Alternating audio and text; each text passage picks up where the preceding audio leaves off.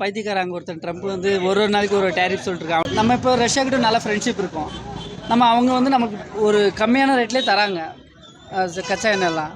ஆனால் அமெரிக்காக்காரன் நம்மளை மிரட்டி பார்க்குறான். மற்ற நேட்டோ கண்ட்ரிஸும் மிரட்டி பார்க்குறது. அது உங்களுக்கு தெரிஞ்ச விஷயம் தானே. நேட்டோவும் மிரட்டி இருக்கிறாங்க. ரஷ்யா கிட்ட ஃபியூல் வாங்குறதால இங்கே வந்து எல்லாமே கட்டுப்பாடோட கண்ட்ரோலாக வச்சுக்க முடியும். இப்போ நம்ம வேறு நாட்டுக்கிட்ட வாங்கினா அவன் அதிகமாக டாலருக்கு தான் நமக்கு விற்பான். அப்போ நமக்கு எல்லா விலைவாசியும் உயரும். அப்போ யார் மேலே படும்? அதே மிடில் கிளாஸ் மேலே தான் படும். இது இப்போ 76 வருஷத்தில் கிட்டத்தட்ட நம்ம எவ்வளோ 47 இது நம்ம சுதந்திரம் வந்தது. அன்றைக்கிலேருந்து காங்கிரஸ் தான் ஆட்சி செஞ்சாங்க. உலக நாடுகளில் வந்து இப்போ வந்து மதிக்கத்தக்க ஒரு இடத்துல இந்தியா இருக்கு இல்லையா? இந்தியாவுடைய கொஸ்டின் கேட்குறாங்க இல்லையா? இந்தியாவுடைய இது கேட்குறாங்க இல்லையா? இது எப்படி இருக்குன்ட்டு அப்படிங்கும்போது யார் கொண்டு வந்தாங்க? அந்த ஸ்டேஜ்க்கு யார் கொண்டு வந்தாங்க? வந்துருச்சுன்னு சொல்றீங்கல்ல. 5th இல்லங்க 4th. 4th வந்துருச்சு. 3rd வந்தாச்சு நினைக்கிறேன். இப்ப இல்ல 4thலயே இருக்குன்னு வெச்சுக்கோங்க. 4thல இருக்கு. பட் ஆனா கண்ட்ரி வைஸ்ல தான் அது 4thல இருக்கு. பீப்பிள் வைஸ்ல வரல இல்ல. நான் சொல்றேன், இப்போ வந்து அரசாங்கமே சாராயம் வைக்கிறாங்க. அதே ஸ்டாலின் வந்து என்ன சொல்றாரு? மது ஒழிப்பும் பண்ணிட்டு இருந்தாங்க, விளம்பரம் பண்ணிட்டு இருந்தாங்க. இப்போ வந்து எல்லாம் மக்கள் எல்லாம் ஒரு இது கேள்வி கேட்டோடனே ஸ்டாப் பண்ணியிருக்கிறாங்க. தமிழ்நாடு கவர்மெண்ட் 1000 கோடி கொடுத்ததான் ஹாஸ்டல்ல கட்டியிருக்கிறாங்க. அதுல போய் பாருங்க, விடியல் ஸ்டேஷன் தான் போட்டிருப்பான். விடியல் ஸ்டேஷன் தான் போட்டுக்கிறாங்க. அந்த மாதிரி நாம இப்பதான் போய் பார்த்த போன வாரத்துல ஏன்னா திடீர்னு விடியல் போட்டுக்கிறாங்களேன்ட்டு. ஆனா அரசாங்கத்துக்கு காசு 1000 கோடி கொடுத்தாங்க. ஒரு 4 வருஷத்துல 4 லட்சம் கோடி கடன் பண்ணியிருக்கிறாங்க. 72 வருஷத்துல பண்ண 4 லட்சம் கோடி கடனை இவங்க 4 வருஷத்துல பண்ணிட்டாங்க. இப்ப தமிழ்நாட்டுல கூட ஒரு வாரத்துக்கே அடிச்சு போயில. திருவண்ணாமலை அடிச்சு போயிடுச்சு பாலத்தை. அது யாரும் சொல்றீங்க? எத்தனை கோடி? அது 16 கோடி 17 கோடி ரோடு பாலம் ஒரே வாரத்துல பெரிய பாலம் போட்டிருப்பாங்க. விஜய்னா கூட அவர் உழைப்பால சம்பாதிச்சுக்கிறது. இவங்க வந்து பாலிடிக்ஸ்ல வந்து ஏதோ பாலிடிக்ஸ்ல வெறும் பாலிடிக்ஸ்ல இருந்துட்டா அவ்வளவு சம்பாதிக்க முடியாது. புரியுதுங்களா? அவங்களுக்கு மட்டும் எங்க வச்சு பணம். ரம்மியை பத்தி டெய்லி அப்படி சொல்லி போடுறான். தேவையா ரம்மி தேவையா? சூதாட்டம் தேவையா? நமக்கு ஸ்டேட் கவர்மெண்ட் நினைச்சா அதை பண்ண முடியாதா? முடியும் தானே. இல்ல சரத்குமார் சொல்லாதீங்க, குறிச்சு சொல்லக்கூடாது. எஜுகேஷன் மினிஸ்டர் சொல்றாங்க. அவன் படிப்பே படிச்சிருக்க மாட்டான். அவன் விவசாயத்துறை மினிஸ்டர்ன்றான். அவன் விவசாயமே தெரியாது. அவன் விவசாயத்துறை மினிஸ்டர். சீமான் வந்து தனித்து எத்தனை வருஷமா கத்திக்கிட்டு இருக்காரு. அவர் யாருக்காக கஷ்டப்படுறாரு சொல்லுங்க? யாருக்காக கஷ்டப்படுறாரு? ஸ்கேனர் எதுவும் வைக்காதீங்க, கேஷ் கொடுங்க. அப்பவும் பிஸ்னஸ் எப்படி நடக்குதுன்னு நான் பார்க்குறேன். எப்பவுமே முன்னாடி தான் போகணும்னு நினைப்பான். எவனும் வந்து நான் எனக்கு திருப்பி மாட்டு வண்டி வேணும்னு மேக்ஸிமம் போக மாட்டாங்க, எனக்கு தெரியும். ஏன்னா அடிக்ட் ஆகிட்டாங்க. சாரத்துக்கே ஆகட்டும், 2 வீலருக்கே ஆகட்டும், காருக்கே ஆகட்டும் அடிக்ட் ஆகிட்டாங்க. சொத்தே பண்ணாலும் பரவாயில்ல, நான் லக்ஸரி காரில் தான் வாழணும்னு நினைப்பாங்க.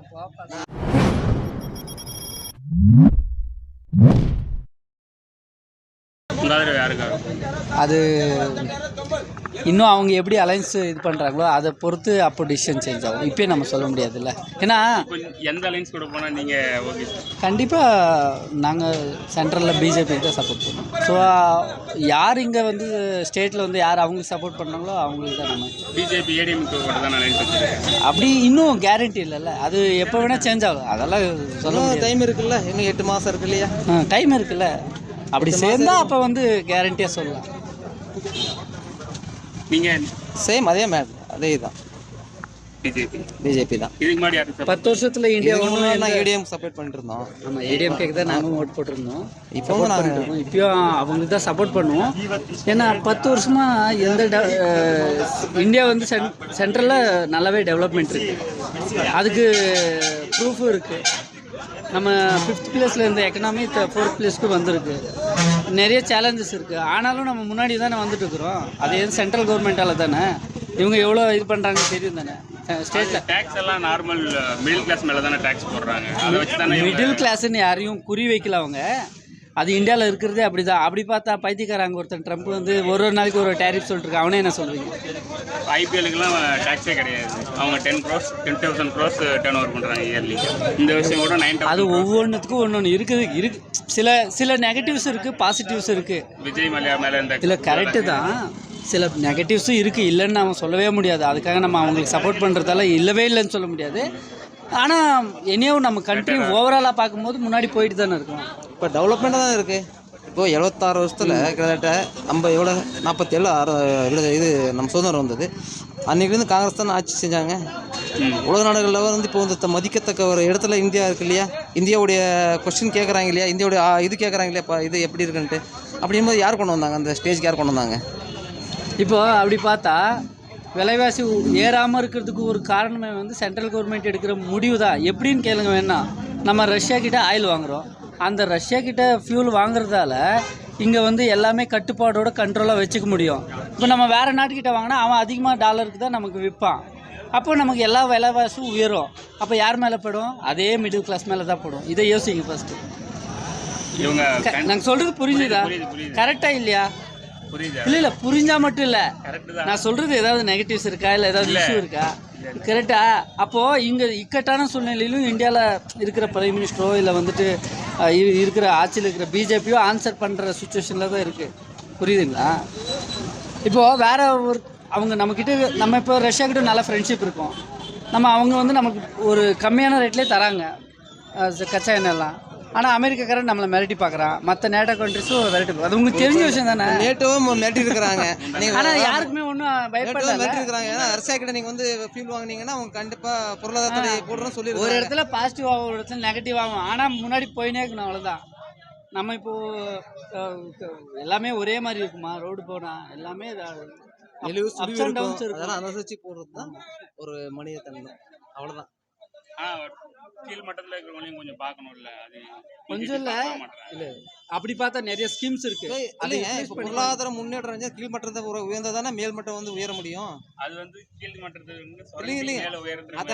அதெல்லாம் முழுசா ஒரே மாதிரி சொல்லிட்டு இருக்காங்கன்னா மக்கள் தான் சொல்றாங்க. அரசியல்வாதி தான் சொல்றான். மக்கள் யாரும் இந்தியால 110 கோடி இப்ப ஜனங்க இருக்காங்கல்ல, 150 கோடி ரீச் ஆயிருச்சு. ஆனா அவ்வளவு பேரும் பைத்தியக்காரன் கிடையாது. அவங்களுக்கு ஆதரவு தெரிவிக்கிறாங்கன்னா ஓரளவுக்கு எல்லாமே இப்போ வந்து எல்லாமே எஜுகேட்டட் தான்.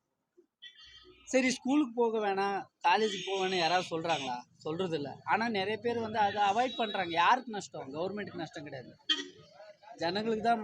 அடுத்த ஒரு 10 வருஷத்துக்கு அப்புறம் அவனுக்கு பிஜேபி அரசாங்கம் செய்து வந்து இப்போதைக்கு செய்ய போகிறது. அவங்க ஃபியூச்சரை பார்த்தா ஒரு திட்டமும் கொண்டு வந்துருக்குறாங்க. ஃபியூச்சரை பார்க்கணும். இன்னைக்கு சாப்பிட்டு இன்னைக்கு செலவு பண்ணுறது பெஸ்ட்டாக இல்லை முன்னாடி நம்முடைய சந்ததி வந்து வாடுறது பெட்டரா? இப்போ நாங்களும் மிடில் கிளாஸ் தான். எங்கள் அப்பா அம்மா எங்களை எல்லாம் படிக்க வைக்கல. நாங்கள் வந்து மெரிட்டில் தான் படித்து அப்படியே ஒரு ஸ்டேஜாக வரல. ஆனாலும் எல்லாமே பார்க்குறோம். உழைக்கணும், அதுக்கு தகுந்த முயற்சி நம்ம பண்ணணும். கவர்மெண்ட் அதே இப்போது ஃபார் எக்ஸாம்பிள் ஒரு ரொம்ப அடித்தட்டமாக இருக்கிறவங்களுக்கும் அதே சலுகை தான் தராங்க. காலேஜுக்கு போனால் நம்ம ஒரு மிடில் கிளாஸில் இருக்கிறவங்களுக்கும் அதே சலுகை தான் தராங்க. யூஸ் பண்ணிக்கிறதுல இருக்குது, அவ்வளோதான். அப்படி பார்த்தா நீங்கள் சொல்கிறீங்கல்ல, அடிமட்டத்தில் இருக்கிறவங்களுக்கு இன்னும் அதிகமாகவே பெனிஃபிட் தராங்க. அது உங்களுக்கு தெரியும். ஆனால் யூட்டிலைஸ் பண்ணிக்கிறதுல இருக்குது. அது தந்ததே தெரியல. எல்லாம் யார் தெரியாது? யார் தெரியாது? யாருடைய காரணம்? காரணம் அதுக்கு அறிவு வளர்த்துக்கு. சரி, அது காரணம் யாரு? சரி, அது காரணம் யாரு? ஒரு திட்டம் வருதுன்னா அது எடுத்து சொல்ல வேண்டியது யாரு? மக்களுக்கு சொல்ல காரணம் யாரு? டிவில அது முதல்ல ப்ரோ, டிவியில் வந்துட்டு ஒரு சீரியல் பார்க்கும்போது எத்தனை வாட்டி அட்வர்டைஸ்மெண்ட் வருது. ஏன் இந்த மாதிரி சில நல்ல விஷயங்களெல்லாம் வந்து டிவியில் அட்வர்டைஸ்மெண்ட் அதை தெரிய வைக்கணும். அப்போ தான் வந்து ஜனங்களுக்கு தெரியும். நான் சொல்கிறேன், இப்போ வந்து அரசாங்கமே சாராயம் வைக்கிறாங்க. அதே ஸ்டாலின் வந்து என்ன சொல்கிறாரு? மது ஒழிப்பும் பண்ணிட்டு இருந்தாங்க, விளம்பரம் பண்ணிட்டு இருந்தாங்க. இப்போ வந்து எல்லாம் மக்கள் எல்லாம் ஒரு இது கேள்வி கேட்டோடனே ஸ்டாப் பண்ணியிருக்கிறாங்க. அதே அந்த திட்டத்தை எடுத்து சொல்லலாம் இல்லையா? மக்களுக்கு என்னென்ன திட்டம் இருக்குது, மக்களுக்கு என்ன யூஸ் பண்ண திட்டம் எடுத்து சொல்லலாம் இல்லையா? ஒரு அட்வர்டைஸ்மெண்ட்டாக போடலாம் இல்லையா? சீரியல் போட்டு ஜனங்களை என்ன எல்லார் வீட்லேயும் நடக்கிற பிரச்சனை தான் அது சென்ட்ரலில் வர அந்த ஒரு 1-2 அட்வர்டைஸ்மெண்ட்டு தேவையாது உங்களுக்கு? யாருக்காவது தேவைன்னா சொல்லுங்கள். அதில் எத்தனையோ நல்ல விஷயம் இருக்குதுல்ல, அது தெரியாதவங்களுக்கு தெரியும்ல. கண்டிப்பாக எல்லாமே டிவி பார்க்குறாங்க, மொபைல் பார்க்குறாங்களோ இல்லையோ, மொபைலும் பார்க்குறாங்க, டிவியும் பார்க்குறாங்க. சொன்னாதானே தெரியும். ஒரு திட்டம் எனக்கு ஒரு நல்ல விஷயம் தெரியுது, எல்லாருக்கும் சொல்லணும். இப்போ எங்களுக்கு தெரிஞ்சோம் நான் 10 பேர் சொல்லுவோம். அது மாதிரி ஒருத்தரும் 10 பேர் சொல்லி அந்த திட்டம் எல்லாரும் இம்ப்ளிமெண்ட் ஆகுது இல்லையா? அவங்களுக்கும் தெரியும் எதை எடுத்துக்கணும் எது எடுத்துக்கூடாது. ஆனால் இது இந்த அட்வர்டைஸ் பண்ணுறதே வந்து வெளிப்படுத்துறதே வந்து தேவையில்லாத தானே அதிகமாக வெளிப்படுத்துகிறாங்க. இப்போ மக்கள் கிடறது தானே அதிகமாக வந்து அட்வர்டைஸ்மெண்ட் இருக்குது. சாராயம் நல்ல இந்த பீர் இந்த ரேட்டு நல்லா அழகாக எடுத்து சொல்கிறாங்க இல்லையா? 5% ஸ்ட்ராங்கு, அந்த ஸ்ட்ராங் இந்த ஸ்ட்ராங் தானே சொல்கிறாங்கல்ல மக்களுக்கு வந்து. அதான் ஒரு ஐபிஎல் மேட்ச் வந்து அதே அட்வர்டைஸ்மெண்ட் வருது தேவையில்லாது. நீங்களே பாருங்க, ஒரு ரம்மியை பற்றி டெய்லி அட்வர்டைஸ்மெண்ட் போடுறான். தேவையா ரம்மி தேவையா? சூதாட்டம் தேவையா? நமக்கு ஸ்டேட் கவர்மெண்ட் நினைச்சா அதை பேன் பண்ண முடியாதா? முடியும் தானே. சரத்குமார் தான் ஏன் இல்ல இல்ல சரத்குமார் சொல்லாதீங்க, குறிச்சு சொல்லக்கூடாது. ஏன்னா சார் மக்கள் எல்லாருமே வந்து அரசாங்கம் செய்யணும், அதுக்கு வந்து அரசாங்கம் தான் எடுத்து சொல்லணும். கரெக்ட்டுங்க. ஏன் டோனி செய்யலையா? டோனி வந்து பீர் கம்பெனிக்கு ஒன்று அட்வர்டைஸ்மெண்ட் கொடுக்கலையா? ஆனா நீங்க சொல்றது அப்படி வேண்டாம், பிஜேபின்னு சொல்லி வச்சுக்காதீங்க. ஒரு கட்சியே வேண்டாம், நம்ம கட்சி வேற சாராத மக்களாவே இருக்கலாம். நான் என்ன நான் யாருமே கட்சி சாராதவங்க. நான் என்ன சொல்றது, பொதுவா சொல்றேன், மக்களுக்கு வந்து என்ன கொடுக்கணும், நல்லது சொல்லணும். ஃபர்ஸ்ட் நல்லதை எடுத்து காட்டுங்க முதல்ல, கெட்டது நீங்க காட்டவே காட்டாதீங்க. கெட்டது எதுக்கு காட்டணும்? சாராய கடை வந்து எவ்வளவு இம்ப்ளிமெண்ட் பண்றீங்க? 5th வந்துருச்சுன்னு சொல்றீங்கல்ல. 5th இல்லங்க, 4th. 4th வந்துருச்சு. 3rd நினைக்கிறேன் இப்ப. இல்ல 4thலயே இருக்குன்னு வெச்சுக்கோங்க. 4thல இருக்கு. பட் ஆனா கண்ட்ரி வைஸ்ல தான் அது 4thல இருக்கு. பீப்பிள் வைஸ்ல வரல இல்ல. ஏன் நம்ம வந்து மக்கள் தொகை அதிகமா இருக்கும் இல்லையா? நம்ம 150 கோடி ரீச் பண்ணிட்டு முதலிடத்துக்கு வந்தாச்சு. நம்ம சீனாவே பின்னு தள்ளிட்டோம். நம்ம வந்து பேசிக்கா இந்த ரோடு கூட தெரியல. அது யாருடைய காரணம்? இல்ல அரசாங்கம் சென்ட்ரல் கவர்மெண்ட் பணம் தரது இல்லையா? நீங்க அப்படி இப்ப ரோடு சைடுல சிம்பிளா சொல்லிட்டீங்கல்ல, எல்லா ஸ்டேட்லயும் இப்படிதான் இருக்கு. இல்ல நோ எல்லா ஸ்டேட்டும் அப்படி சொல்லக்கூடாது. நீங்க பொதுவா சொல்லக்கூடாது. சவுத் இந்தியால குஜராத்ல ஒரு பில்டிங், நான் என்ன சொல்ல வரேன்னா, எனக்கு தெரிஞ்ச இன்ஃபர்மேஷன் நான் சொல்றேன். இந்தியால இப்ப தமிழ்நாட்டுல கூட ஒரு வாரத்துக்கே அடிச்சு போயில திருவண்ணாமலை அடிச்சு போயிடுச்சு பாலத்தை. அது யாரும் சொல்றீங்க? எத்தனை கோடி? அது 16 கோடி 17 கோடி ரோடு ஒரே வாரத்துல பெரிய பாலம். லட்சக்கணக்கான வெஹிக்கிள்ஸ் மூவிங் இருக்கிற ஏரியா. ரோடு லட்சக்கணக்கான வெஹிக்கிள்ஸ் மூவ் ஆகிட்டே இருக்கும். சில என்விரான்மெண்ட் மழை காலத்தில் அது எல்லாமே இதாகிட்டு கொஞ்சம் சேஞ்சஸ் ஆகிறதுக்கு வாய்ப்பு இருக்குது. சேஞ்சஸ் மீன்ஸ் அது டேமேஜ் ஆகிறதுக்கு வாய்ப்பு கூட இருக்குது. ஆனால் நம்ம தமிழ்நாட்டில் எத்தனையோ ரோடுங்கெல்லாம் நல்லா தான் இருக்குது. எத்தனையோ வில்லேஜஸ்க்கு ரோடு இருக்குது. நீங்கள் அதேவே சவுத் இந்தியாவில் கர்நாடகாவோ ஆந்திராவோ போய் பாருங்கள், வில்லேஜஸ் சைடில். நம்ம தமிழ்நாடு இன்றைக்கும் நீங்கள் கூகுள் பண்ணி பாருங்கள், தமிழ்நாடு தான் ரோடில் ஃபஸ்ட்டு. ரோடு அப்படியே அது காரணமே வந்து ஜெயலலிதா தான். ஜெயலலிதா வந்த பிறகு தான் ரோடுங்க அவ்வளவு சூப்பரா வந்தது.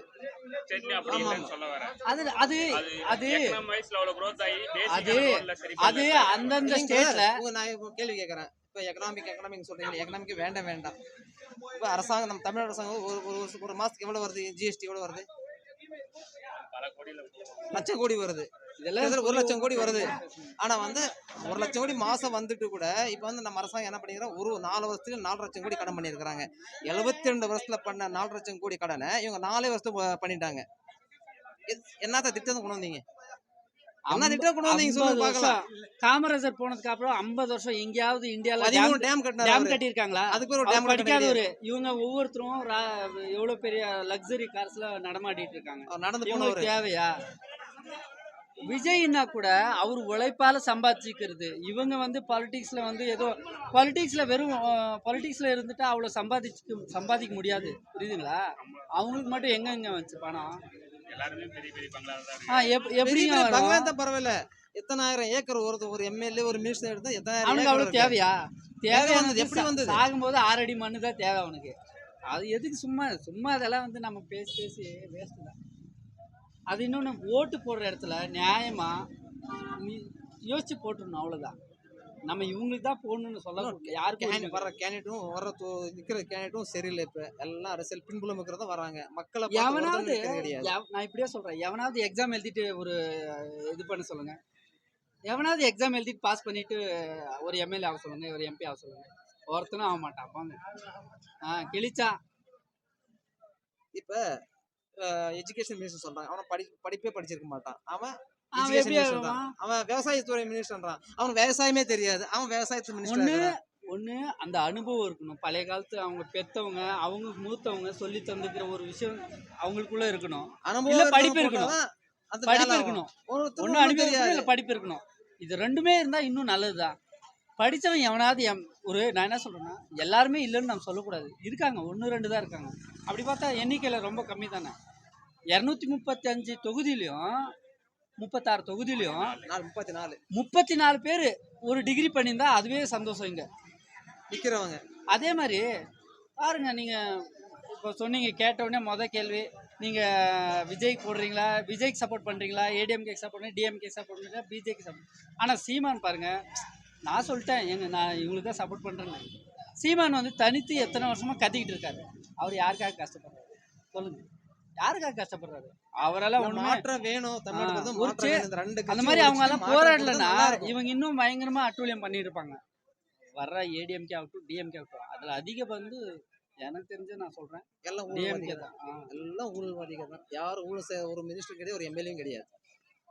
அதுக்கெல்லாம் காரணம் நம்ம மக்கள் தான். மக்கள் தான் காரணம், அவங்க கிடையாது காரணம், நம்ம முதல்ல மக்கள் தான். மக்கள் நம்ம மக்கள் தான் காரணம். ஏன்னா ஒழுங்கா பார்த்து நல்ல கேண்டிடேட்டை பார்த்து ஓட்டு போட்டா விஜயகாந்த் இல்லை. விஜயகாந்த் ஓட்டு போது இந்த பிரச்சனை வந்திருக்குமா? அவர் மக்களுக்காக வாழ்ந்தவர் அவர். நீங்க நினைச்சிட்டீங்க இப்போ இந்த மாவட்டத்துல இந்த சரௌண்டிங்ல வந்துட்டு எல்லாமே மக்களுக்காக இதே ரோடு போட்டாங்கன்னு. இங்க ஒரு பெரிய கம்பெனி வந்ததால அவங்களுக்கு வசதியா இருக்குன்றது இல்ல, வசதியா இல்ல இருக்கு. இல்ல இல்ல டாடா கம்பெனிக்காக தான் ரோடு போட்டது, மக்களுக்காக ரோடு போடல. நான் எனக்கு டாடா தெரிஞ்சு 30 கம்பெனிக்காக வருஷம் ஆச்சு. 30 வருஷமா பண்ணாத ரோடு பேரலல்னா பக்கத்து ரோடு. இந்த ரோடு உத்தனப்பள்ளி ரோடு, இன்னொரு மூணு ஹைவே, ரோடு வந்தாச்சு. 3 மூணு ரோடு highway ஒரே வந்தாச்சு. டைம்ல எப்படி பண்ணுவாங்க? எங்க வந்துச்சு பணம்? இப்போ வந்து டாடா கம்பெனி வந்து அவங்க ஹாஸ்டல் கட்டி இருக்காங்க. அது யாரு கூட எடுத்தாங்க? தமிழ்நாடு கவர்மெண்ட் 1000 கோடி கொடுத்து தான் ஹாஸ்டல் கட்டி இருக்காங்க. அதுல போய் பாருங்க, விடியல் ஸ்டேஷன் தான் போட்டிருப்பான். விடியல் ஸ்டேஷன் தான் போட்டுக்கிறாங்க. அந்த மாதிரி நாம இப்பதான் போய் பார்த்த போன வாரத்துல ஏன்னா திடீர்னு விடியல் போட்டுக்கிறாங்களேன்ட்டு. ஆனா அரசாங்கத்துக்கு காசு 1000 கோடி கொடுத்தாங்க. டாடா கம்பெனி கிடையாது, காசு கிடையாது, அரசாங்கத்துடைய காசு. ஆனா வந்து அது அனுபவிக்கிறது டாடா கம்பெனிக்காரன் அனுபவிச்சுக்கிறேன். அவங்க பணம் இது பண்ணிக்கிட்டோம் நாம. அது ஒரு இல்ல இன்வெஸ்ட்மெண்ட் ஃபுல்லா கவர்மெண்ட் தான். அந்த 1000 கோடி ஒதுக்குறது தான் ஹாஸ்டல் கவர்மெண்ட் காசு தான். அது இதெல்லாம் கவர்மெண்ட், இது இடம் கவர்மெண்ட், பில்டிங் கவர்மெண்ட். அந்த தெரியுமா? அந்த கவர்மெண்ட் அந்த நிலம் ஃபுல்லாவே 100-150 ஏக்கர் மேல இருக்குன்னு நினைக்கிறேன்.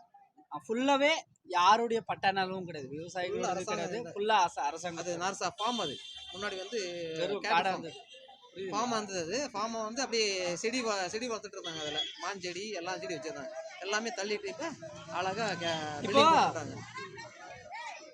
சிம்பிளா யோசிங்க. வேற கண்ட்ரி கிட்ட நம்ம ஆயில பர்ச்சேஸ் பண்ணா கண்டிப்பா அடுத்த நாளே உங்களுக்கு டீசல் பெட்ரோல் ரேட் ஏறுமா ஏறாது? யோசிச்சு பாருங்க.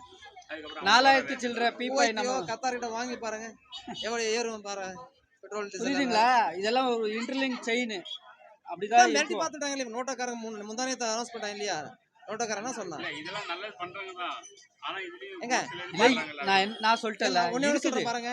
100 பேர் வாழனா ஒருத்தன் செத்துதான் ஆகணும். 100 பேர் வாழ்ந்தா ஒருத்தன் செத்துதான் ஆகணும். 1000 பேர் வாழனா 100 பேர் செத்துதான் ஆகணும். 10-90 வருது இல்ல. அது ஒண்ணும் பண்ண முடியாது. மேல இருக்கவங்க நல்லா இருக்காங்க. அது தப்பு யாருடைய தப்பு? அது யாருடைய தப்பு சொல்லுங்க பாக்கலாம். மக்களுடைய தப்பு அது. அப்படி வந்து எக்ஸாக்ட் நம்பரா நீங்க சொல்ல முடியுமா? ஏதாவது ஒரு இதுல எக்ஸாக்ட் நம்பரா இப்பயே நம்ம ப்ரூவ் எடுத்துடலாம். டேட்டா வேணும். எக்ஸாக்ட் நம்பர் ஏதாவது ஒரு துறையில இந்த மாதிரி இந்த துறையில வந்துட்டு இந்த இந்த இந்த ஃபார் எக்ஸாம்பிள் ஏதோ ஒரு துறை வச்சுக்கலாம். அந்த துறையில இவங்க மட்டும் தான் இருக்காங்க, ஆதிக்கம் செலுத்துறாங்க. இந்த துறையில இவங்க இல்லவே இல்லை யாருமே அப்படின்னு ஏதாவது ஒரு துறையை வந்து எக்ஸாக்டா பின் டு பாயிண்ட் பக்காவா சொல்லுங்க. நேம் பர்சனை சொல்ல முடியுமா? ஆனா இருக்காங்க மிடில் கிளாஸ் கொஞ்சம். நான் டேக்ஸ் சொல்லிட்டீங்க. இப்போ தமிழ்நாட்டில் தெரியாம யாருக்குமே தெரியல டேக்ஸ் ஏற்றிருக்குது. ஏற்றிட்டாரு இல்லையா? ஸ்டாலின் ஏற்றிட்டாரு இல்லையா? மின்சாரம் யாருக்கும் தெரியாது, மின்சாரம் பில்லு ஏற்றிட்டாங்க. வாட்டர் பில் எல்லாமே யாருக்கும் தெரியாது, ஏற்றனே தெரியாது. ஆனால் ஏறினே இருக்கு. அது யாரும் கேட்டாங்களா? அனௌன்ஸ் பண்ணி ஏற்றிருக்கலாம் இல்லையா? அப்படிதாங்க. டாக்ஸ் விதை போடுறதுல இருந்து தட்டுக்கு சோறு வர வரைக்கும் டாக்ஸ் இருக்குல்ல. இவங்ககிட்ட இங்க இருந்து இங்க போறதுக்கு டாக்ஸ், அங்க இருந்து அந்த பக்கம் போறதுக்கு டாக்ஸ். ஆனா எங்களுக்கு விவசாயிகளுக்கு ஒன்றும் பெருசா ஒன்றும் லாபம் இல்லையா? அப்பயும் கடையில எல்லாம் நிறைய இங்கே மளிகை கடை எல்லாம் பாத்தீங்கன்னா அவ்வளவு பிடிப்பாங்க, டாக்ஸ் போடுறாங்க. அவங்க போன் பே யூஸ் பண்றதால ஜிபே அது அக்கௌண்டபிள் எவ்வளோ பிஸ்னஸ் பண்றாங்கன்னு தெரியணுன்றதுக்காக பண்றாங்க. நீங்க பண்றது எல்லாமே கரெக்ட் அப்படின்னா நீங்க கணக்கு காமிச்சிட்டு போங்க, அவ்வளோதான். இல்லை உங்களுக்கு விருப்பமே இல்லையா, நான் வந்து இன்னும் வந்து எல்லாத்துக்குமே நான் டேக்ஸ் கட்ட முடியாதுன்னா நீ வெறும் பழைய காலத்துக்கே நான் திருப்பி வந்து மாட்டு வண்டியாக ஓட்டின்னு போகிறேன் அப்படின்னா ஸ்கேனர் எதுவும் வைக்காதீங்க, கேஷ் கொடுங்க. அப்பவும் பிஸ்னஸ் எப்படி நடக்குதுன்னு நான் பார்க்குறேன். எப்பவுமே முன்னாடி தான் போகணுன்னு நினைப்பான். எவனும் வந்து எனக்கு திருப்பி மாட்டு வண்டி வேணும்னு மேக்ஸிமம் போக மாட்டாங்க, எனக்கு தெரியும். ஏன்னா அடிக்ட் ஆகிட்டாங்க. சாரதிக்கே ஆகட்டும், 2 வீலருக்கே ஆகட்டும், காருக்கே ஆகட்டும் அடிக்ட் ஆகிட்டாங்க. சொத்தே பண்ணாலும் பரவாயில்ல, நான் லக்ஸரி காரில் தான் வாழணும்னு நினைப்பாங்க. நான் சின்ன பையன் இருக்கும்போது எங்கள் ஊரில் ஒரே ஒரு சைக்கிள் தான் இருந்தது. புரியுதுங்களா? ஒரே ஒரு அதெல்லாம் கொஞ்ச நாள் தான். அவன் கடையை 150 சொல்லுங்க, ஒரு 100 கார் இருக்கும். அது மாதிரி தான்ப்பா, எல்லாம் முன்னேற்றம் தான். எல்லாம் அதான் சொல்றாங்க நாகரிகம். சரி, யாருக்கிட்டையாவது இந்தியாவில் இருக்கிற 110 கோடியில 90% போன் இல்லாமல் இருக்காங்களா? ஸ்மார்ட் போன் சொல்லுங்க. அந்த 10 இருக்காங்க பாவம், அந்த வயசானவங்களுக்கு எல்லாம் தெரியாம, பொம்பளைங்க அது ஏன் அப்போ வந்து படிக்காம அப்படியே வச்சிருந்தாங்க. நம்ம ஆளுங்க கொஞ்சம் அவங்களுக்கு எல்லாம் தெரியாம அப்படியே வந்துட்டாங்க. காட்டில் ஆடு மேய்க்க ஸ்மார்ட் போன் வச்சுட்டு யூடியூப் எல்லாம் ஃபேஸ்புக் யூடியூப் பார்த்துட்டு இருக்கிறான். அதில் போய் என்ன இருக்கு? ட்ரெண்டு தானே எல்லாமே. தெரியுதுங்களா? நன்றி. ஓகே நண்பர்.